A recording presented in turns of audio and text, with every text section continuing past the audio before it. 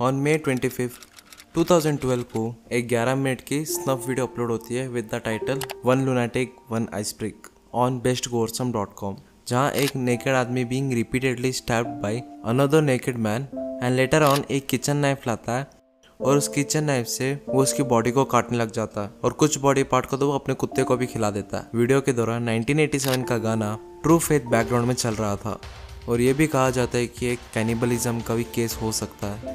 Who was the behind of this murder? Well, the answer is Luca Magnotta. Luca Magnotta का जन्म जुलाई 24, 1982 इन Scarborough, Ontario में हुआ था। He was raised by a single parent. Well, later he was diagnosed with schizophrenia. Well, लुका के father को भी ये हुआ रहता है तो इसलिए उसके फादर घर छोड़ के भाग जाते हैं। इसके कुछ साल बाद 2003 में Luka began to appear in gay pornographic videos. उसने ऐसे स्ट्रिपर भी काम किया था, उसने मॉडलिंग भी ट्राई की थी, पर एक एक करके सभी में फेल हो रहा था वो। लुका ने मिनिमम 70 फेसबुक पेज बनाए थे और 20 वेबसाइट बनाई थी अंडर डिफरेंट नेम और वो अपने ही फोटोज के नीचे खुद की तारीफ करता था just to show that he is famous. In 2005 Luka लोगों के साथ फ्रॉड करने लगा था। एक मेंटली डिसेबल्ड औरत के साथ उसने स्कैम करा और उसने उसके क्रेडिट कार्ड से $10,000 की शॉपिंग की। He was also accused of sexually assaulting women. उसके बाद उसे 12 महीने की सजा भी होती है। Here comes the main game. 2010 में लुका यूट्यूब पर वीडियो अपलोड करता है with the title of one boy two kittens. Well, title से तो ऐसा लगता है जैसे कि एक लड़का 2 किटन्स के साथ खेल रहा है, पर इसका टोटली ऑपोजिट था। वेल, वीडियो में क्या होता है कि लुका मैग्नोटा 2 किटन्स को प्लास्टिक बैग में बांधकर उन्हें सफोकेट करने की कोशिश कर रहा होता है। वो इतना ही नहीं रुका, लेटर वो फिर से दूसरी वीडियो अपलोड करता है जहां फिर से वो बिल्ली को बाथटब में ड्राउन कर रहा होता है। एक नेटफ्लिक्स सीरीज है डोंट फक विद कैट्स, यहाँ अच्छे से पता चल जाएगा हु वाज लुका मैग्नोटा। वेल, ये वीडियोस एनिमल राइट एक्टिविस्ट के लोगों के सामने आ गई और उन्होंने $5,000 का अमाउंट रखा था लुका के ऊपर। इंटरनेट कम्युनिटी सभी डॉट कनेक्ट कर रहे थे कि ये कौन हो सकता है, क्या हो सकता है लुका के बारे में, पर उसके आइडेंटिटी के बारे में किसी को भी पता नहीं था कि लुका कैसा दिखता था। वह लुका को ट्रेस कर पाना मुश्किल भी बहुत था क्योंकि वो बार बार कहीं ना कहीं ट्रैवल कर रहा होता था नाम चेंज कर करके। वो तो ठीक है, पर विक्टिम कौन है?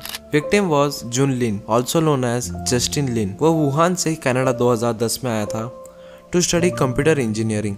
जुन Lin actually was an gay, but उसकी एक बार शादी भी हो चुकी थी, बट उसके फैमिली वालों को इस बारे में कुछ भी नहीं पता था। जुन लिन का बॉयफ्रेंड भी रह चुका था। शॉर्टली बिफोर मर्डर वो अपने बॉयफ्रेंड के साथ ब्रेकअप भी कर लेता है।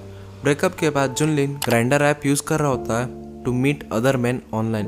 Well, Grindr app specifically gay लोगों के लिए बनाया गया था टू मीट देयर पार्टनर्स, और वहीं उसकी मुलाकात होती है लुका मैग्नोटा से।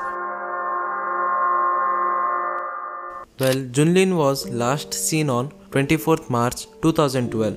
अगले दिन जब जुनलिन कॉल रिसीव नहीं करता, उसके बॉस सस्पिशियस हो जाते हैं। 27 मई को उसके 3 फ्रेंड्स उसके अपार्टमेंट तो जाते हैं पर उधर कोई नहीं मिलता। 2 दिन तक कुछ रिस्पॉन्स ना आने पर 29 मई को पुलिस कंप्लेन करते हैं और सर्वेलेंस कैमरा में ये पता चलता है कि Junlin was last seen on 24 May night with Luka entering the apartment जहां लुका कुछ समय से रह रहा था। वेल, जैसे जैसे और भी सर्वेलेंस कैमरा चेक होते हैं तो पता चलता है कि 25 की रात को 2 AM possibly after the murder of Junlin Luka बाहर आता है और वो कुछ सामान लेके आता है। फिर रात के 2:47 AM को लुका गार्बेज डंप एरिया में जाता है और अपने साथ बैग भी ले जाता है टू डंप समथिंग। वो फिर से एक और चक्कर लगाने 252 को फिर से आता है एंड इट्स वेरी पॉसिबल कि वो जुनलिन के बॉडी पार्ट्स को डंप कर रहा था और सुबह के 4:02 पर फिर से जाता है और ऐसा करते करते लुका 3 बार जा चुका था।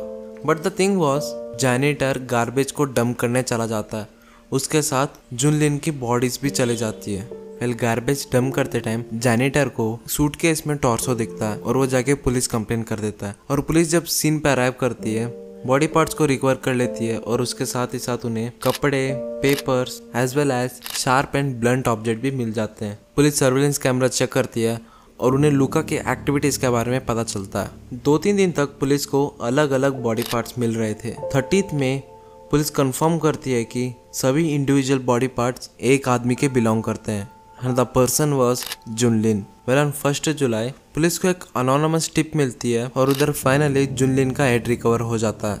पर इस टाइम के बीच ऑन May 31 लूका के ऊपर रेड नोटिस लग गया था। लूका को ट्रेस कर पाना बहुत ही मुश्किल हो गया था क्योंकि बार बार वो फेक नेम और पासपोर्ट यूज कर रहा था to travel across the world. But luckily on June 4 Magnotta पकड़ा जाता है बाय बर्लिन पुलिस, जहां लूका न्यूज़पेपर पढ़ रहा था और वो उधर पकड़ा जाता है। फाइनली 2.5 साल के बाद जूरी मैग्नोटा को मैंडेटरी लाइफ सेंटेंस सुना देती है और 25 साल के बाद वो पैरोल के लिए एलिजिबल होगा।